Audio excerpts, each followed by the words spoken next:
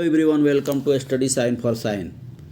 The Ministry of Defence, Government of India intended to procure 570 numbers logistic drone for the Indian Army.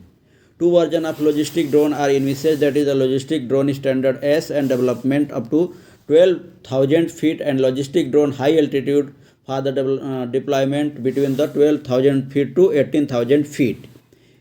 Indian Army seeks logistic drone for carrying out logistic tasks toward last mile delivering for the forward troops deployed along the border areas with the capability of operation in widest gust condition, rain, snow.